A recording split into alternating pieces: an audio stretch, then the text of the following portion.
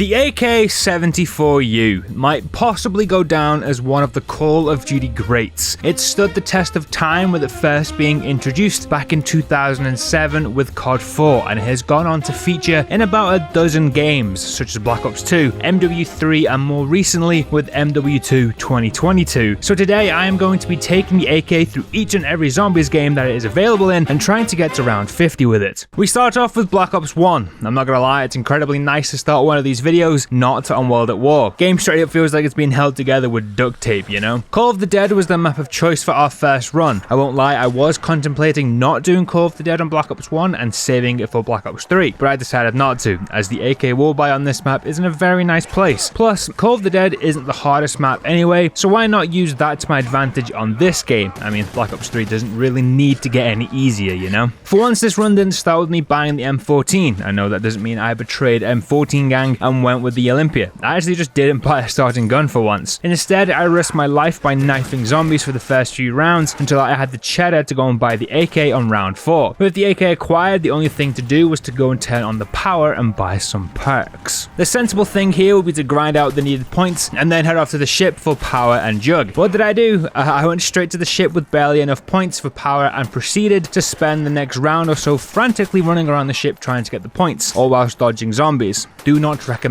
Eventually, however, my hard work paid off and we were all groovy. The next few rounds were a doddle, and at the beginning of round 8, I got the AK upgraded to the AK74U, which I think is one of the most underrated pack-a-punch names of all time. We picked up Stamina Up and Speed Cola and cruised our way through the teen rounds. The AK during the early game honestly just slaps, and I think I'd go as far as saying it's the best war gun along with the M16 on this game. Round 13 was a big round for me as I took down George for the first time, only for him to give me a mule kick. So, thanks, I guess. The rest of the teen rounds were just super straightforward. The zombies on this map are pretty easy to train around, and within no time, we were heading into the 20s. 20 started off with another free perk, this time being Deadshot, which again, is just useless. The 20s are actually where things began to get a little harder. The AK's damage definitely starts to decline here, and it's pretty noticeable too, but I kept on going. Thanks to being stacked on points and getting lucky with drops, ammo was never an issue, and those drops kept on coming as I made my way through the 20s. And we made it all the way up to round 25 before I took my first down. I was going for the insta-kill, and in the end, I just ran myself into danger. Things unfortunately didn't last much longer for me after I revived, and it was game over on round 25. For a first attempt on Black Ops 1, that isn't bad, but Black Ops 2 is up next. For Black Ops 2, we did this on Buried. It's been a while since we've played this map, so here we are. Obviously, Buried is a much easier map, so I wasn't really that worried going into this. Also, the AK on this game slaps pretty hard too. In fact, it kind of does in all of the zombie games it's in. Early game consisted of me blitzing through round 1, just getting everything open, and there was a small part of me that was thinking about going for a round 1 pack-a-punch until I got a nuke after knifing a zombie, so thanks, I guess. I continued my early game blitzkrieg, and by the end of round 5, I was sitting in front of pack-a-punch with jug, speed, double tap, and stamina up. The next 10 or so rounds were pretty interesting. I just decided to sit in front of the pack-a-punch. I upgraded my gun pretty early, and then just didn't leave. I mean, there was no need to either, as the AK just one-shots everything for fun. It actually wasn't until round 17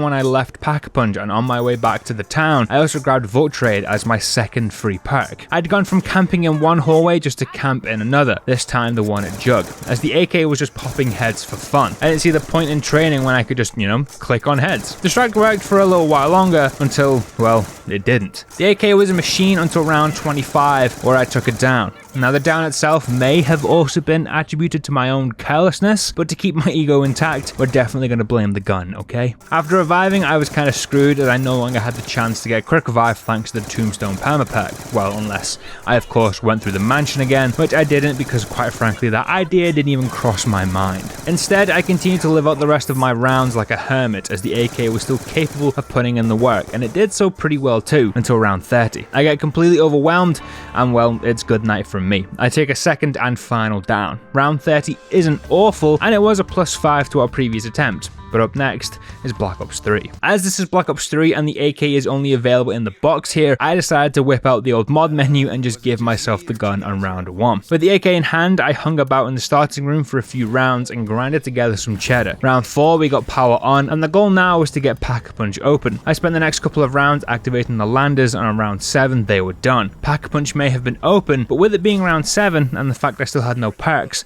I decided that perks were probably needed more. Beginning of round 9, I went and bought Jug, and I had a genius idea. I'd open the door and spawn to the perk and leave the door above Jug closed. This might not seem like big brain, but it is once I have my other 2 perks. Just, you'll see. Speaking of my 2 other perks, one of them was of course going to be double tap, and the other was stamina up. I know that might not be the most popular choice, but I don't really think speed coal is needed that much on this map, and we all know how much I love stamina up, so here we are. With both of those perks acquired at the end of round 9, this was where my genius comes into play. Round 10 was monkeys, and because I had certain doors open and certain perks, the monkeys will only ever attack quick revive and stamina, so all I had to do was stand at the door at the top of spawn and wait for the monkeys and then just shoot the shit out of them. So that's what I did, and for the first time, monkeys didn't seem like a big problem.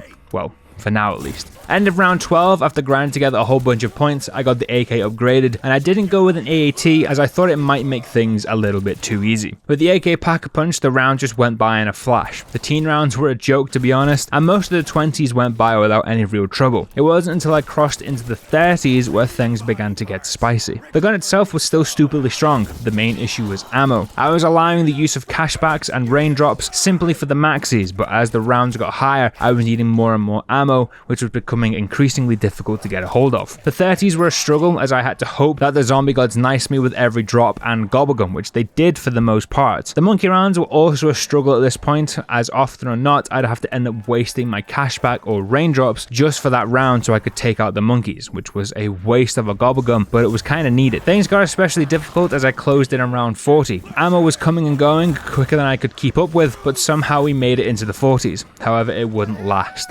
Both myself and the AK had finally met our match, and around 41, I took my first down of the game. It was right at the beginning of the round 2, which just made my death even more inevitable, and on round 41, it was game over. Now round 41 is a good round to put up, but that's not the end, as there is one more game where the AK74U can shine, and that is Cold War. For this run, I chose Forsaken, which was definitely not the smartest choice, but I did this mainly just to see how many rounds I could skip at the beginning, and the answer was 13. I lasted a whole 13 rounds in No Man's Land with Rampage and Deucer. Now I may have thought this to have been an okay start, but as I closed in on Pack-a-Punch, I realized how stupid of an idea it was to stay in spawn that long. Having hardly any perks or armor with an SMG that is criminally underpowered without Pack-a-Punch at this part of the game, whilst I also have to fight several bosses as well as regular zombies, yeah, not a great move. I mean, I lived through it because I'm great, but I won't be doing that again. As I'd hardly bought anything for 13 rounds, I had some fat stacks of cheddar to spend, which got me a tier 2 upgrade on the AK. With those upgrades, I ended up flying through the rounds, and to be honest, for a short while,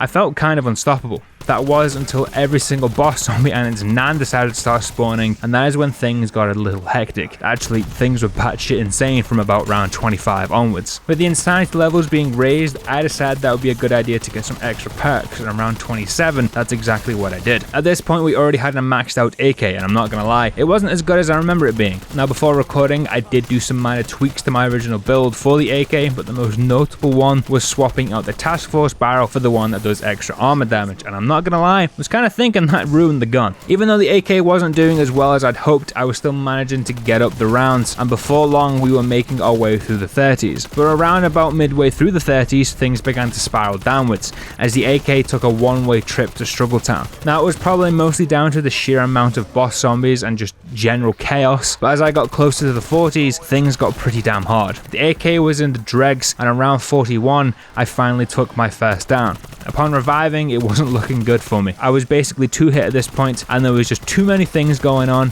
I tried to get back on track, but it was no use, and shortly later, our Forsaken run had come to an end. That leaves us with both BO3 and Cold War tied for round 41. With that, thank you very much for watching, and as always, I'll see you in the next one.